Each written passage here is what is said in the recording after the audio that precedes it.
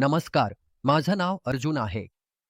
मी एक भारतीय विद्यार्थी आहे, जो गेल्या वर्षापासून जॉर्जियामध्ये एम-बी-बी-एसचं शिक्षण घेत आहे. मी इथे डॉक्टर होण्यासाठी आलो होतो. स्वप्न घेऊन, आशा घेऊन. पण आज मी तुमच्यासमोर एका वेगळ्या ओळखीसह उभा आहे. एक डिलिव्हरी बॉय.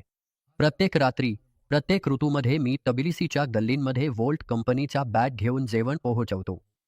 फक्त यासाठी की भाडं, वीज बिल आणि रोजच्या गरजा भागवता याव्यात.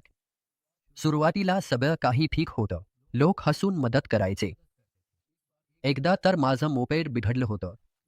2 जॉर्जियन भावांनी मला सर्व्हिस सेंटरपर्यंत सोडलं. काहीही न घेता. पण आता काहीतरी बदललं आहे. आता जेव्हा मी रात्री डिलिव्हरी करतो, लोक माझ्याकडे टक लावून पाहतात. काही लोक तोंड वाकड करून दूर जातात आणि काही तर थेट तोंडावर म्हणतात, साडी सकारात्मक लोढण. याचा अर्थ आहे जॉर्जियातून बाहेर निघून जा. फक्त इतकंच. कोणतीही कारण नाही, फक्त माझ्या त्वचेच्या रंगासाठी. फक्त यासाठी की मी परदेशी आहे. कधी कधी तर सुपरमार्केटमध्ये सामान घेताना देखील शिव्याशाप ऐकावे लागतात. लोक ओरडून विचारतात, तुम्ही लोक इथे का आहात? आणि सगळ्यात जास्त दुःख तेव्हा होतं, जेव्हा हे सगळं लहान मुलांच्या तोंडून ऐकावं लागतं.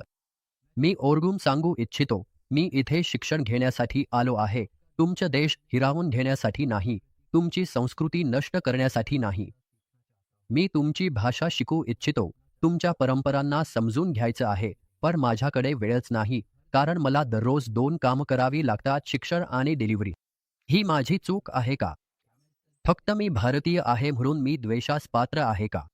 माझ्यासारखे हजारो भारतीय विद्यार्थी इथे आहेत, ज्यापैकी बरेच जण संघर्ष करत आहेत, पण आम्ही कुणालाही त्रास देत नाही. आम्ही फक्त जगण्याचा प्रयत्न करत आहोत. कधी काळी मला वाटायचं की जॉर्जिया माझं दुसरं घर आहे, पण आज मी या शहरात भीतीने राहत आहे. भीती कोणाच्या वाईट नजरेची, कुठल्या जातीयवादी टिप्पणीची किंवा कुठल्या हल्ल्याची. पण तरीही मी दररोज उठतो, डिलिव्हरी करतो, अभ्यास करतो आणि मनापासून प्रार्थना करतो की अजून कुठल्या विद्यार्थ्याला हे सगळं सहन करावं लागू नये. मी अर्जुन आहे, एक विद्यार्थी, एक डिलिव्हरी बॉय, एक माणूस आणि मला फक्त एवढंच हवं, थोडा आदर आणि फक्त थोडंसं न्याय.